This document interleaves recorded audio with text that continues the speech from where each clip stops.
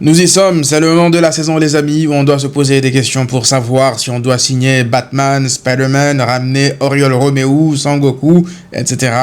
etc. C'est le mercato. Bonjour à toutes et à tous les amis, j'espère que vous portez toutes et tous très bien. Moi je suis très heureux de vous retrouver, ça fait quand même un petit moment là qu'on n'a pas sorti de vidéo, on était habitué au rythme d'une vidéo tous les 3 jours avec les matchs qui s'enchaînaient, mais là on va souffler un peu, c'est le moment aussi de se poser, de réfléchir, de voir les choses maintenant à court, moyen, long terme et analyser les choses de manière plus profonde. Parce que oui, c'est le mercato. Aujourd'hui, ça va être une vidéo de mon mercato réaliste.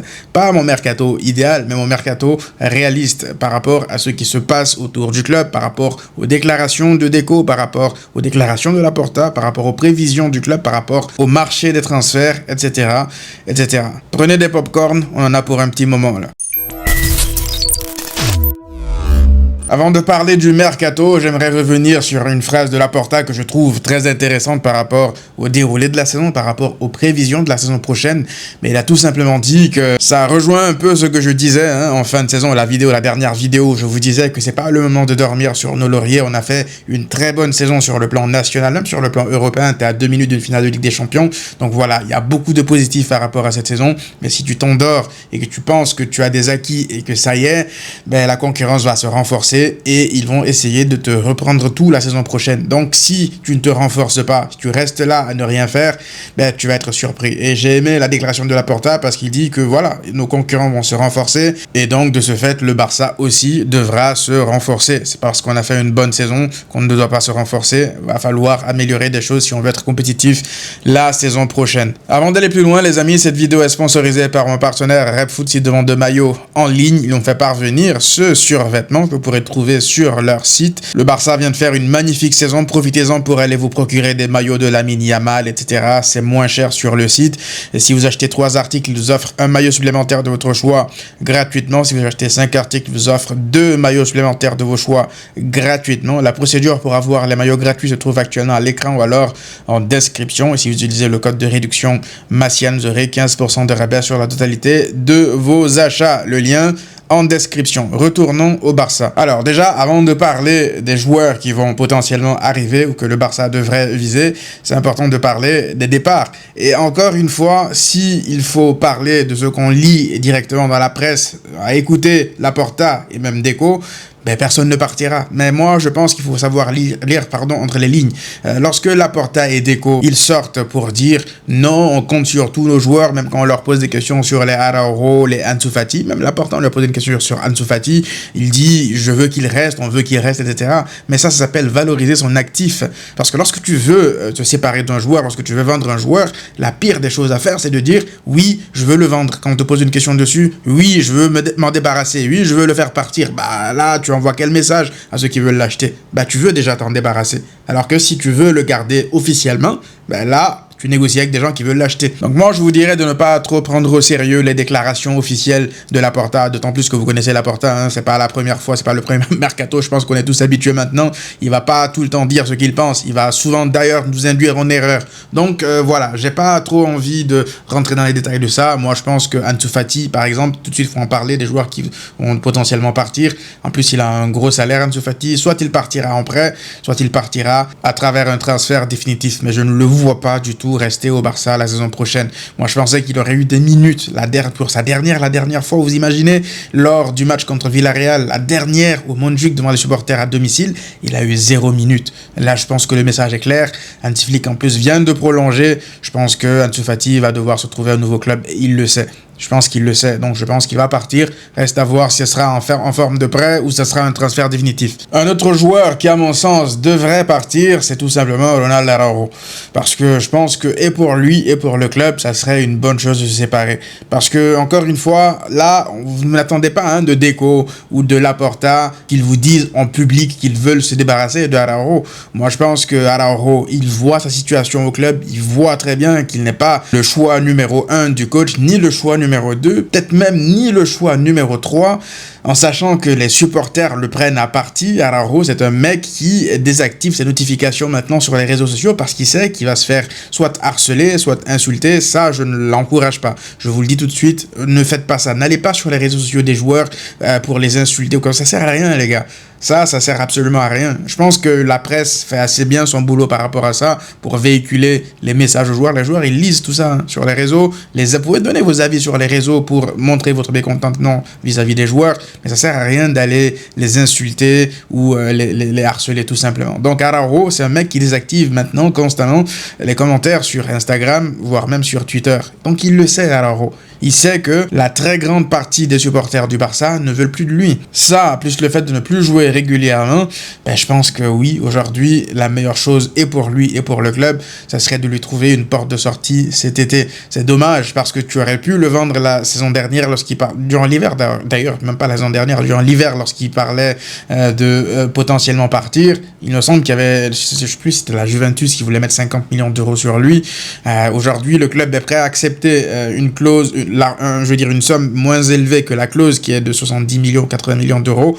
Donc je pense que Araujo, même à 40, 45 millions d'euros, tu peux le vendre. À un Anglais, à 50, tu peux facile le vendre à un club anglais aujourd'hui. Tottenham, qui va très certainement perdre Romero, tu peux vendre Araujo à Tottenham. En plus, ils viennent de gagner la Ligue Europa, ils vont chercher à se renforcer aussi. Donc, on verra bien ce qui va se passer par rapport à lui, mais moi, je pense qu'il doit partir. Il doit partir pour toutes les raisons que je viens de citer, mais aussi et surtout à cause du style de jeu de l'équipe. Moi, je pense que Araujo n'a pas le QI football pour jouer avec une ligne aussi haute. On a essayé, dans certains matchs, ça a été pas mal. Lorsque le Barça doit défendre bas dans sa surface avec un bloc très resserré, il n'y a pas de problème. Lorsque le Barça gagne d'ailleurs la Liga sous Xavi, c'était l'un des meilleurs défenseurs du monde, du Barça. On ne va pas se mentir. Il arrêtait tout, il dégageait tout, il rattrapait tous les joueurs en 1v1. Mais là, c'est difficile parce qu'il faut être cérébral, il faut anticiper, il faut savoir se placer. C'est difficile. Pendant toute une saison, tu vas en faire des erreurs si tu n'es pas focus, si tu n'es pas un QI football au-dessus de la moyenne. Du coup, je pense que le Barça devra s'en séparer et trouver un autre défenseur. Et ça, on en parlera tout à l'heure dans les potentielles arrivées. Maintenant, par rapport à Lewandowski, si vous me demandez, moi, à titre personnel, selon la logique des choses, à son âge, la meilleure des choses aurait été de le vendre cet été. Sauf que ça ne marche pas comme ça. Lewandowski a un contrat, il va lui rester 1 an de contrat, ça va être la dernière année, justement. Et la clause dans son contrat disait que son salaire, en plus, allait baisser cette année qui va arriver. Du coup, là, avec son âge, ça va être difficile de le vendre, en fait. Là, tu vas le vendre à perte limite. À perte, je sais pas, mais en tout cas, il n'y a pas grand monde qui va se bousculer pour venir l'acheter. Sauf si lui, de manière inattendue, il décide de vouloir partir, soit en Arabie Saoudite pour une dernière pige, ou peu importe, en MLS pour se faire un petit kiff. Mais là, si ça ne vient pas de Lewandowski, je vous mens pas que ça va être difficile de le faire partir. Et du coup, je pense que le Barça va devoir faire avec ça, au moins, la saison prochaine. Maintenant, ça ne veut pas dire que Lewandowski devra forcément être titulaire la saison prochaine, vu son âge. Ça dépendra de sa forme, ça dépendra de ce qu'il va montrer. S'il réussit à nous surprendre de nouveau la saison prochaine comme il l'a fait lors de la première partie de saison, cette saison qui vient de s'écouler, pourquoi pas. Mais moi, si vous me posez la question, je partirai avec Ferran Torres titulaire la saison prochaine. Aussi fou que cela puisse paraître, oui, je partirai avec Ferran Torres, avec Lewandowski comme doublure. Après, on verra la concurrence et puis on parlera aussi des potentiels arrivées tout à l'heure. Mais pour l'instant, c'est comme ça que je vois la chose. Le grand numéro 9, je le vois arriver lors de l'été de l'année prochaine, pas cet été. Donc on verra bien comment ça va se passer. Pour l'instant, il va falloir se renforcer ailleurs. C'est un mercato d'ajustement, hein. Ça va pas être un mercato où tu vas balancer des 150 millions d'euros sur un joueur. Ça faut oublier. Là, c'est un mercato d'ajustement où tu dois renforcer certains postes. Du coup, je ne pense pas qu'il y aura le 9 tant attendu cet été. Lewandowski, donc, je pense qu'il va rester. Et puis, s'il y a un autre joueur que je ferai partir à titre personnel, c'est Gérard Martin.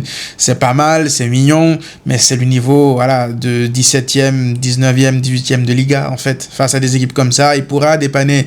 Mais lorsque il y aura de l'adversité en face, même malgré ces 2 passes décisives face à l'Inter, je suis désolé, c'est pas du niveau du Barça. Ce n'est pas du tout du niveau du Barça. Après, Flick a l'air de compter sur lui. Mais si Flick le décide, moi je suis qui pour dire qu'il ne va pas continuer. Moi, si Flick le décide, je serai derrière Flick, hein. Malgré le fait que je ne comprenne pas le choix. Flick vient de prouver à tout le monde qu'il sait ce qu'il fait. Même si nous, on ne comprend pas, on va quand même être derrière lui. Même si ça peut paraître illogique. Mais c'est comme ça. Moi, en tout cas, c'est ma philosophie par rapport à Hansi Flick. Autre joueur que je pense qui devrait partir, c'est Szczesny.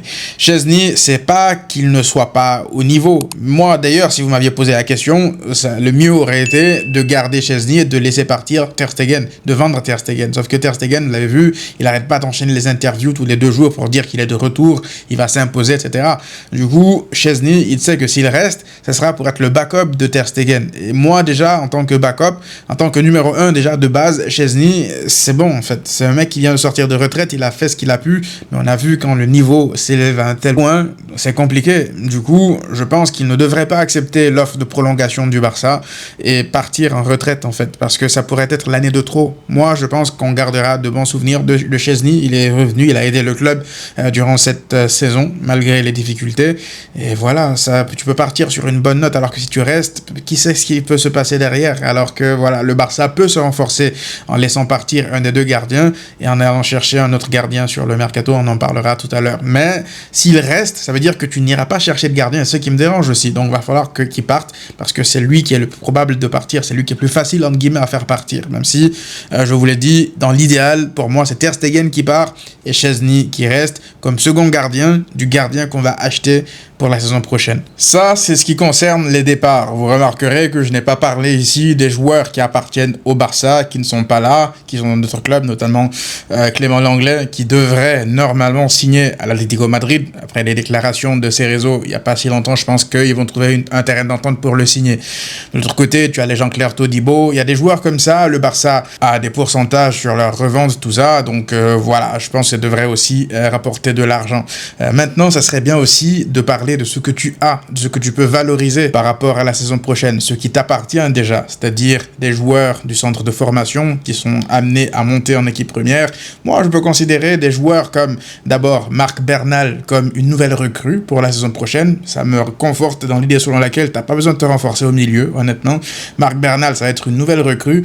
Et aussi, Casado, qui n'a pas été là sur la deuxième partie de saison à cause d'une blessure. On a vu ce dont il est capable sur la première partie de saison. Donc le milieu, je pense qu'il sera stock, mais vraiment stock en termes de qualité et de quantité. Et là, il y aura un dommage collatéral, malheureusement pour lui. C'est un joueur que j'apprécie de fou furieux. J'aurais aimé qu'il ait beaucoup plus de minutes cette saison, mais il y a trop de concurrence, il y a trop de joueurs de qualité. Mais c'est tout simplement Pablo Torre. Lui aussi, je le vois partir. Lui aussi, voir un prêt avec une option d'achat ou un pourcentage à la revente, ou même une vente, mais s'il doit partir, je pense que voilà, il y a une valeur marchande qui peut être intéressante pour la qualité du joueur qu'il est, pour les petits moments qu'il a montré. Voilà, il est capable d'être vendu en première ligue ou même ailleurs à un bon prix. C'est un bon joueur de football, Pablo Torre. Tu peux le vendre sinon, un prêt pour qu'il ait plus de temps de jeu et pourquoi pas le revendre à un prix très élevé juste derrière. Avec Frenkie de Jong qui vient de prolonger, je pense que voilà, au niveau des milieux de terrain, t'es plus que stock. T'as tout ce qu'il faut. Maintenant, derrière, au niveau de la défense, là aussi, il y a des actifs à valoriser, des actifs que tu as déjà. Et là, je pense d'abord et avant tout au poste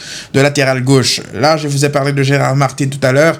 Pour ceux qui ont été attentifs, il y a beaucoup de personnes, de journalistes très fiables qui disent en inside que le Barça a beaucoup d'espoir en Jofre Torrent, le latéral gauche, le jeune latéral gauche espagnol du centre de formation. On parle déjà pas mal de lui là-bas, comme futur potentiel backup de Baldé, pourquoi pas même un joueur qui pourrait le concurrencer. Alors, je sais pas si ça sera d'ores et déjà pour la saison prochaine, mais voilà, si tu comptes lui donner sa chance à lui aussi, au bout d'un moment, il va falloir se séparer de Gérard Martin, sauf si Flick pense que Gérard Martin est capable d'apporter plus de choses. Mais je n'irai pas en vrai sur le marché des transferts pour chercher un latéral gauche, mettre de l'argent sur un latéral gauche, parce que je pense qu'en termes de prospects, faut pas non plus mettre la pression à Jofre Torrent parce que c'est un gamin qui a du talent. Faut juste le laisser arriver tranquillement en équipe première et puis le préparer doucement. Pas parce que c'est un joueur intéressant qui va forcément être un crack générationnel comme les Lamine, les Koubarsi, un jeune âge. À droite aussi, je ne signe personne parce que j'estime que Eric Garcia a plus que montré qu'il a les capacités de faire souffler Koundé à ce poste. Non seulement Eric Garcia, il va prolonger lui aussi son contrat, et en plus derrière tu as Hector Fort. Apparemment, Flick dit qu'il aimerait lui donner plus de chance la saison prochaine. Ça veut dire que c'est sur cette fin de saison. Moi, je pense qu'il est perfectible, hein, Hector Fort.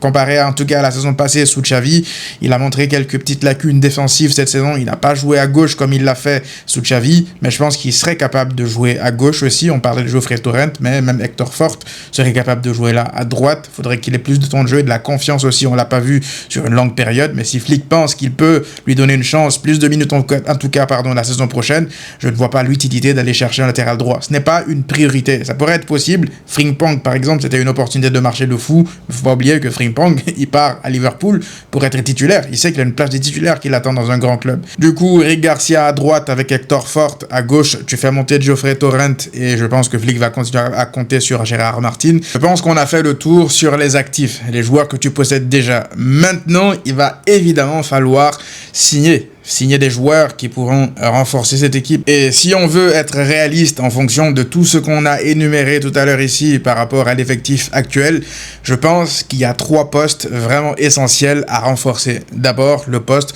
du gardien de but. Je pense que c'est une priorité absolue. Absolue, et je répète, absolue. Pourquoi? Parce que si tu repars à la guerre avec Ter Stegen et Szczesny, une doublette pareille, oh Warida, tu peux oublier la saison, je sais même pas si tu vas réussir à garder ton titre en Liga. Faudra oublier, d'ores et déjà, je ne vois pas Ter Stegen être le capitaine titulaire du Barça durant une saison à succès. Il va peut-être me faire mentir, c'est tout ce que j'espère, mais je n'y crois pas. Avec tout ce qu'il m'a montré depuis maintenant de nombreuses années, je suis désolé, je ne le vois plus comme ce mec-là capable de tenir le Barça, une baraque comme ça pendant une saison. Szczesny, là aussi, je pense qu'au bout d'un moment, il va montrer ses limites. Il a un plafond de verre, c'est un mec quand même qui sort d'une retraite. Donc ouais, si tu veux être un minimum sérieux, tu dois te renforcer. Et là-dessus, je pense qu'il y a 2 ou 3 pistes ici qu'on a évoquées dans la presse. Joueurs qui peuvent potentiellement sortir du lot, c'est Johan Garcia et Chevalier du côté de Lille et de l'Espagnol. Alors moi, lorsque j'entends Deco me dire qu'il n'est pas trop familier au marché des gardiens de but, frérot, c'est ton job, c'est ton travail. C'est comme nous, je suis youtubeur frérot, moi je fais des vidéos. Toi, ton travail, c'est directeur sportif, t'es censé savoir quels sont les gardiens qui sont potentiellement des cibles pour ton club. Donc, t'es pas censé venir nous dire ici que tu t'y connais pas trop en termes du marché des gardiens. C'est ton travail. Donc, c'est à toi de te lever et de faire tes rapports de scout, tout ça. Bref, aujourd'hui, je pense que Johan Garcia et Chevalier sont les 2 joueurs qui ressortent le plus. 2 très bons gardiens, 2 très jeunes gardiens, surtout 23 et 24 ans. Ce sont des joueurs d'avenir. Tu signes là potentiellement ton titulaire sur les 10 prochaines années. En sachant qu'ils ont une marge de progression et qu'actuellement ils sont déjà très forts et qu'ils sont prisés. Du coup, lorsqu'on procède par élimination, moi ce sont 2 gardiens que j'apprécie. Johan Garcia, je connaissais pas pour être tout à fait honnête, mais j'ai vu sur la fin de saison, même en Liga, il fait plein d'arrêts, des pénaltys qu'il sort par-ci par-là. C'est un jeune gardien très intéressant. En Liga, en tout cas, ça parle beaucoup de lui et en sélection espagnole, ça parle même de le convoquer. Je pense qu'il y a un coup à faire avec lui. Du coup, si on procède par élimination, que ce soit l'un ou l'autre, en vrai, si le Barça signe Chevalier ou Johan Garcia, ça me convient. Maintenant, si on doit aller dans la logique un peu des choses, faut pas oublier que Johan Garcia, il connaît déjà l'Espagne, d'accord? Il connaît la Liga, il est déjà familier un peu à cet environnement-là. Il n'y a pas, entre guillemets, de période d'adaptation parce qu'il est de Barcelone aussi. Ça aussi, il faut le dire. Mais par-dessus tout, pourquoi est-ce que je priorise la signature de Johan Garcia? C'est d'abord et avant tout parce que je pense qu'il pourrait coûter moins cher que Chevalier. Moins cher parce que déjà, sur sa valeur marchande actuelle, je pense qu'il coûte moins cher.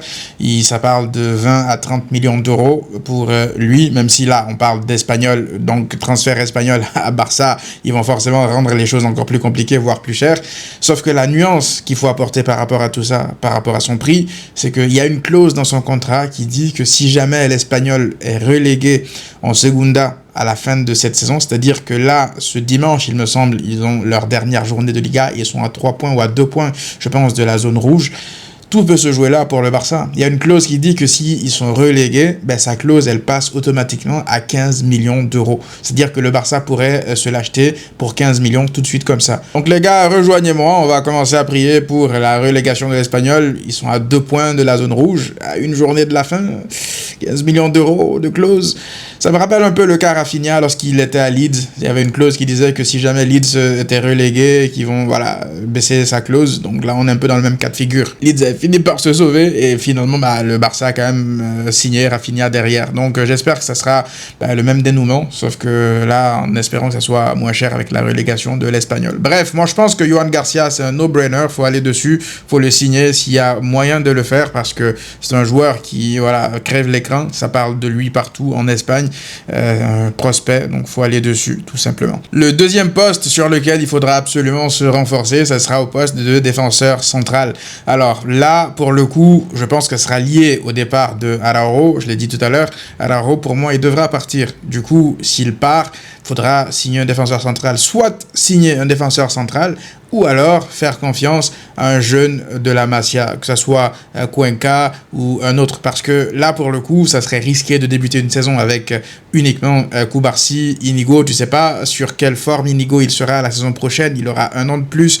Il y aura Christensen. Moi, je pense qu'il ne faut pas vendre Christensen, contrairement à ce que j'ai lu. Christensen, pour moi, c'est une valeur sûre s'il n'est pas blessé. Il faudra juste trouver la solution, justement, pour ne plus qu'il se blesse, comme Pedri. Parce que lui, s'il ne se blesse pas, je pense que la charnière du futur, ça peut être Christensen, Cubarsí pour les 3, 4, 5 prochaines années. Du coup, Christensen, ça ne bouge pas. Et puis, derrière, tu auras qui? Tu auras Eric Garcia qui peut jouer en backup là. Tu as Koundé qui est de base un défenseur central.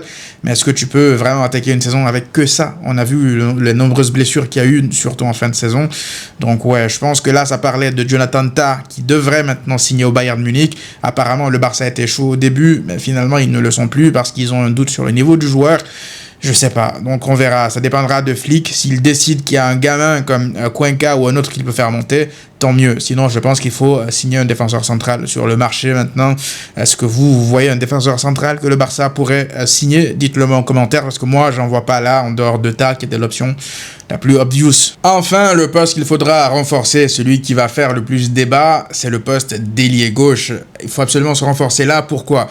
Parce que je pense que ce qui a aussi manqué au Barça cette saison, dans certains matchs, c'est le manque de profil dribbleur à gauche, percuteur. Parce que là, même Deco l'a dit en fin de saison, il a dit que la saison prochaine, il nous faudra des profils plus similaires à celui de Yamal, des ailiers percutants en fait. Parce que à chaque fois que le Barça devait attaquer des blocs bas, cette saison, quand Baldé parfois était absent, il fallait absolument passer par Lamine Yamal. Il n'y avait personne à gauche. Baldé, celui qui occupait, en général, s'occupait, d'animer le couloir gauche, mais tu peux pas demander à ton latéral d'être celui qui tout le temps anime tout seul le couloir gauche, en sachant que Rafinha il rentre très régulièrement dans l'axe. Du coup, je pense que pourquoi est-ce que là ça va chercher un ailier gauche, c'est d'abord et avant tout aussi pour éventuellement par moment replacer Rafinha à ce poste de numéro 10, parce que tu sais pas si Olmo sera fiable à 100% en termes de santé, et Rafinha à ce poste de numéro 10, ça peut être très intéressant avec un ailier gauche percuteur à sa gauche. Là, il pourra vraiment être là à côté du numéro 9 et être beaucoup plus proche du but, où je pense qu'il est encore plus intéressant. Recruter un ailier gauche, ça te permettra également de faire souffler Lamine Yamal et Rafinha beaucoup plus souvent, parce que là, on l'a vu, cette saison, à chaque fois qu'il s'agissait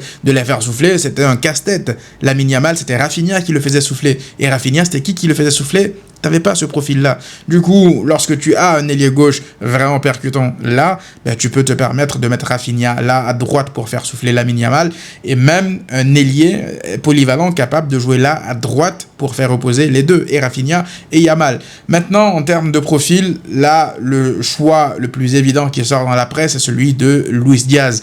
C'est le choix numéro 1 de Deco. Alors, c'est un choix qui a beaucoup fait polémique, parce que, effectivement, lorsqu'on entendait parler de son prix, déjà à l'époque ça parlait de 80 millions d'euros. Je pense que cela, c'est rien qui était annoncé encore officiellement par rapport à son prix. On sait juste là que officiellement le Barça est intéressé par Luis Diaz. Je vous dis la vérité, Luis Diaz c'est un joueur qui m'intéresse. Son profil, ça m'intéresse, d'accord? C'est un joueur percutant, c'est un joueur dribbleur, c'est un joueur qui est capable de marquer des buts. À gauche, son profil, on ne l'a pas. Par contre, ce qui me dérange, c'est d'abord et avant tout, numéro 1, son âge. Il va avoir 29 ans à la saison prochaine. Et si tu réussis à le faire signer à un prix vraiment dérisoire, ça me dérange pas. Parce qu'encore une fois, ça reste un bon joueur, Luis Diaz. Voire un très bon joueur. Moi, Luis Diaz, ça fait longtemps en plus que je le voulais à Barcelone, depuis l'époque où il commençait à Liverpool. Les gens qui pensent que c'est un joueur mid, c'est faux, hein, c'est totalement faux. D'ailleurs, Luis Diaz, au-delà de ses qualités balle au pied de percussion, moi, il me rappelle un peu Rafinha dans les efforts fournis. Moi, c'est quelque chose que je valorise de fou. Je pense que Flick aussi. Luis Diaz, c'est un mec qui court pour 2, pour 3 personnes. Donc, au change, même à gauche, tu ne perds pas avec l'absence de Rafinha, en tout cas sur ce point-là. Maintenant, on verra si statistiquement, c'est un joueur qui est capable d'être au niveau. Parce qu'il n'a jamais fait, je pense, de saison à une trentaine de buts, goal assist, quarantaine goal assist. Ça, à vérifier. Et pourquoi j'évoquais son âge, ce qui pourrait potentiellement me déranger, c'est par rapport au prix. Parce que si tu mets une grosse somme sur un joueur qui va avoir 29 ans et qui n'est même pas encore sûr d'être titulaire, là, c'est dérangeant. Pourquoi? Parce qu'il ne faut pas oublier que la saison d'après, la saison juste après, tu iras chercher un 9. Il faudra chercher un 9 de top niveau. Si tu mets 80 millions d'euros sur Luis Diaz, qu'en sera-t-il de la saison d'après? Est-ce que tu auras assez de fonds pour mettre, je sais pas moi, un 90, un 100 millions d'euros sur un Alexander Isak? D'autant plus que le risque, c'est que tu vas financer Luis Diaz à un prix totalement fou pour permettre à Liverpool de leur donner, je veux dire, les fonds, d'aller signer Isak, ta cible, en tant que neuf après, parce que eux, ils vont vendre aussi, je pense, Darwin Nunez à l'Atlético Madrid. Donc, faut quand même réfléchir, être stratégique. Luis Diaz est un très bon joueur. S'il arrive à moins de 50 millions d'euros, moi, ça me dérange pas. Mais au-delà, ça me dérange. D'autant plus que là, on parle aussi de Nico Williams. Là, Deco en a parlé publiquement, même Laporta en a parlé. La posture qu'ils ont, c'est que aujourd'hui, la priorité n'est plus Nico Williams. On s'était intéressé à lui la saison dernière. Il n'a pas voulu venir. Là, le train est passé. Le Barça ne va plus revenir dessus, d'autant plus que moi, je me rappelle l'été dernier, il disait, ça sortait dans la presse, que si Nico Williams ne vient pas la saison l'été dernier, ben le train Barcelone ne repassera pas. Et je pense que là, ils essayent soit de partir sur la même base, avec la même posture pour forcer le joueur à encore plus faire d'efforts pour venir, ou alors ils sont vraiment sur une posture de non, on ne reviendra pas sur toi parce que tu n'as pas voulu de nous quand on avait besoin de toi. Olmo, il a fait les efforts quand on avait besoin de lui. Mais moi, je suis mitigé, la vérité. Je suis très mitigé par rapport à ça, les amis, parce que c'est une situation très compliquée. Lorsqu'on se met à la place de Nico Williams, on voit les difficultés que le Barça a eues pour enregistrer Dani Olmo. Il a manqué plein de journées de championnat. Est-ce que tu peux leur en vouloir à Nico Williams? C'est-à-dire que s'ils étaient deux, parce que Pau Victor, on n'en parle pas, mais c'est un tout petit salaire. Hein. Mais qu'est-ce que ça aurait été avec Nico Williams en plus de Dani Olmo? Là, la Liga, avec Tebas qui essaie de mettre des bâtons dans les roues du Barça constamment, continuellement pour empêcher les joueurs signés de pouvoir être éligibles pour jouer, alors que le mec, il avait le rêve aussi de jouer la finale d'Europa League dans son stade avec l'Athletic Club, le club formateur, tout ça. Ouais, c'est pas si facile hein, d'un point de vue du joueur, mais d'un point de vue du Barça aussi, ça peut se comprendre. Ça peut se comprendre dans le sens où, tu veux jouer au Barça, le Barça, ce n'est pas le club du coin. Un joueur comme Dani Olmo a fait des sacrifices pour venir au Barça et des joueurs qui font des sacrifices pour venir au Barça. Moi, je me rappelle à l'époque, je tapais sur la direction Bartomeu parce qu'il ne comprenait pas ce concept de ce que représente le Barça pour les joueurs. Luis Diaz, lui aussi, c'est un mec qui rêve du Barça depuis tout jeune. C'est un mec qui kiffe le Barça, prêt à faire des sacrifices pour venir au Barça. Parce que c'est un mec qui aime vraiment le club. Vous comprenez, Rafinha a fait des sacrifices pour venir au Barça. Il a accepté un salaire plus bas que ce que Arsenal et Chelsea proposaient, tout ça. Du coup, lorsque un mec comme Nico Williams, qui là, on te fait des mains et des pieds pour venir, et tu dis non, j'ai pas de garantie, comme si il y aura qu'une seule saison et que tu ne seras jamais enregistré, toutes les recrues du Barça ont été enregistrées, même si c'était difficile. Moi, je peux comprendre la posture du club. Faut valoriser ce que représente le Barça vis-à-vis des joueurs, parce que c'est ce qui a amené des Bartomeu à surpayer, à mettre de l'argent pour faire venir des joueurs comme les Dembélé à l'époque, qui étaient eux déjà des fans du Barça. T'as pas besoin en fait de forcer des joueurs pour signer au club. S'ils aiment le club, après tous les joueurs ne sont pas obligés d'aimer le club. Mais lorsque le Barça te montre un intérêt, moi ce que je veux retrouver aussi, c'est que tous les joueurs se disent le Barça est venu, je peux pas dire non. Même si de base ils n'avaient pas comme objectif, je veux dire, d'aller là-bas. Mais quand le Barça et le Real cognent à la porte, il faut venir en fait. C'est ça le message que le club veut envoyer. Maintenant, la question qu'on peut se poser en tant que supporter, en tant que canaliste, entre guillemets, si on veut évoquer ça de manière neutre, c'est est-ce que c'est pas un peu aussi de l'ego mal placé? On peut se poser toutes ces questions-là, la vérité. Est-ce que accepter de revenir à la charge pour Nico Williams, ça serait de piétiner un peu l'image du club? Ou bien alors, tu réfléchis en mode business en te disant que c'est un joueur, un profil qui peut t'intéresser, un peu comme Johan Garcia tout à l'heure. Nico Williams, espagnol, connaît déjà les Lamine Yamal, on le sait, il n'y a même pas de période d'adaptation, il joue quasiment avec les mêmes joueurs en sélection. Il vient, on sait où est-ce qu'il va jouer, il est jeune, c'est un joueur de présent mais aussi d'avenir, donc pas de problème par rapport à tout ça. Du coup, le choix Nico Williams, surtout avec la clause, je pense qu'il y a de 58 millions d'euros, ça reste une excellente opportunité de marché. Ça, on peut pas dire le contraire. En plus, Nico Williams, il peut jouer à gauche, mais il peut aussi jouer à droite. Il a été formé à droite, il a joué à droite plein de fois, même à l'Athletic Club. Donc voilà, vous, dites-moi, qu'est-ce que vous pensez de ce choix? En tout cas, la direction semble avoir tourné la page Nico Williams. Est-ce que vous auriez quand même changé d'avis? Est-ce que vous seriez revenu dessus pour signer Nico Williams? Ou bien est-ce que vous iriez sur Luis Diaz? Moi, j'ai deux autres options à vous proposer de manière réaliste. La première d'abord, c'est Lookman. Lookman, c'est un joueur que moi j'apprécie beaucoup, ailier gauche. percutant, dans le même style profil des joueurs qu'on recherche là, à ce poste-là. Là, il faudrait juste aussi voir la valeur marchande. C'est un joueur qui a été Ballon d'Or africain assez récemment, donc en termes de marketing, pas de problème par rapport à ça. Tu vas chercher le marché africain en plus. Donc oui, il y a des avantages au-delà du terrain aussi à aller chercher Lookman. Déjà que c'est un très bon joueur de football.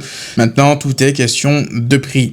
Enfin, j'ai une autre option. Celle-ci, je pense que c'est l'une des options qui me plaît le plus, honnêtement, qui est moins risquée, qui te coûterait aussi normalement moins cher, mais c'est tout simplement Monsieur Marcus Rashford. Moi, Rashford, je le voulais avant même qu'il aille en prêt à Aston Villa. Aujourd'hui, United est dans une situation dans laquelle ils doivent soit prêter, soit vendre des joueurs. Ils sont en crise, pour le coup, tu peux en profiter. Et aujourd'hui, s'ils ont la possibilité de prêter de nouveau Rashford, parce qu'ils ne peuvent pas assumer son salaire, et Rashford, s'il doit venir à Barcelone, il va venir avec un salaire très réduit. Il le sait. Il est prêt, en tout cas, à faire des sacrifices pour venir à Barcelone. Il est prêt à tout pour venir à Barcelone. On le voit sur les réseaux sociaux, sous les posts de Lamine Yamal, des joueurs du Barça. Il rêve du Barça. Il veut venir au Barça. Et c'est un joueur qui me rappelle, moi, beaucoup Aubameyang, en mode relancer un joueur qui a eu un prime par le passé, qui est en difficulté. Même là, son prêt à Aston Villa, je trouve qu'il a été pas mal. Plein de matchs où il était très intéressant à Aston Villa. On a revu un Rashford qu'on n'avait plus vu à United depuis longtemps. Un mec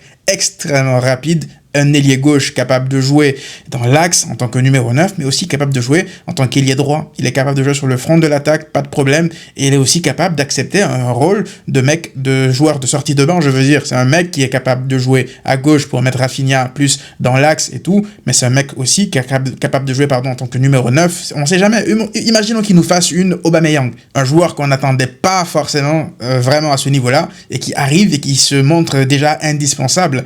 Donc moi, je pense que Rashford a des qualités que Flick peut vraiment utiliser. Je pense que Flick, c'est le profil de joueur aussi qu'il aime. Moi, le seul truc qui m'inquiète avec Rashford, c'est sa mentalité, parce qu'à United, ça disait voilà, qu'il ne pressait pas beaucoup, mais voilà, on parle quand même d'un joueur qui n'était plus voulu à Manchester, son coach ne le respectait plus non plus. Il disait qu'il préfère limite le préparateur physique ou, je sais pas, l'entraîneur des gardiens titulaires que Rashford, tu vois. Voilà, il était plus du tout dans son élément. Ça me rappelle un peu la situation de Ansu Fati à Barcelone. Mentalement, quand tu n'y es plus et qu'on te fait plus confiance, difficile de te donner à 100% parce que tu sais que de toute façon, même si t'es bon, difficile qu'on te donne ta chance de nouveau. Du coup, Rashford, je pense que le talent, il est toujours là. C'est un jeune joueur, faut pas l'oublier. Et il n'a pas eu des problèmes de blessure ou quoi que ce soit, hein, Rashford. C'est juste un problème, soit de comportement avec United, ou il n'y a qu'à regarder l'état de United. Il n'y a qu'à regarder l'état de ce club. Moi, je ne peux jamais me fier à la forme d'un joueur pour dire, à United en tout cas, pour dire qu'il est mauvais. Regardez Anthony du côté du Betis. Il revit. Moi, aujourd'hui, si on me propose Anthony, mais je signe dès demain en tant que joueur remplaçant à droite ou quoi que ce soit, parce qu'on voit son vrai niveau au Betis depuis qu'il est là-bas, depuis qu'il a quitté United. Donc, je pense qu'il y a moyen de faire quelque chose de grand avec Marcus Rashford. Une saison en prêt. Si c'est concluant, tu repars pour le signer la saison prochaine. Un joueur polyvalent comme ça, tu as surtout besoin de vitesse, en fait, de percussion. Rashford, il est capable de te l'apporter. Maintenant, ça, c'est mon choix, réaliste. Je pense que c'est possible, sans dépenser grand-chose, beaucoup d'argent, parce que ça serait un prêt. Maintenant, derrière, on verra ce que le club va décider. Vous, dites-moi, avec toutes ces options-là, que ce soit Rashford, Lookman, Nico Williams ou même Luis Diaz, quelle est votre option préférée? Je pense que l'option préférée de Deco, on la connaît tous, mais l'option des supporters, on la connaît pas. Moi, là, mon option réaliste, je pense que ça pourrait être Marcus Rashford. Du coup, ça reste un mercato d'ajustement. Moi, en tout cas, mon mercato, il serait pas coûteux. 3 joueurs maximum. Et puis, pour le reste, tu fais monter des jeunes, tu fais confiance à certains joueurs, beaucoup plus. Hector Fort, Eric Garcia, et Geoffrey Torrent, tout ça. Donc, je pense que c'est une équipe qui a de la gueule, qui peut vraiment, là, se battre pour aller très loin, avec un bon gardien, primordial, je le rappelle encore une fois. Et puis voilà, le mercato de cette saison, encore une fois, c'est un mercato d'ajustement. Je pense que la grande star, elle sera pour le mercato d'après, de l'été d'après, parce que je pense qu'une fois que le Camp Nou sera totalement fini, tu auras besoin d'une star, d'une rockstar en fait, comme signature de l'été pour le présenter avec un Camp Nou plein à craquer. Le moment venu, on en parlera, on en est loin pour l'instant, mais là, je pense que c'est un mercato d'ajustement qu'il faut faire pour continuer à surfer sur ta vague de succès. Et Flick en est conscient. De toute façon, peu importe les cibles, les rumeurs dont on parle dans la presse, moi, du moment où Flick il dit qu'il veut un joueur, parce que là, c'est important aussi ce que Deco dit. Il dit qu'ils vont se poser avec Flick pour parler, savoir ce qu'il veut, en fait. Et moi, ce que Flick veut, ça m'importe beaucoup.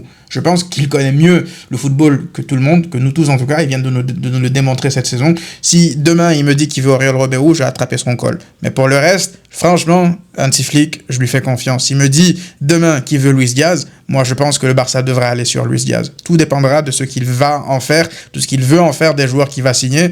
Et je lui fais confiance à 100%. Donc, dites-moi, vous, qu'est-ce que vous en pensez dans les commentaires, les amis. On se retrouve très rapidement pour une nouvelle vidéo. D'ici là, prenez tous soin de vous et à très vite.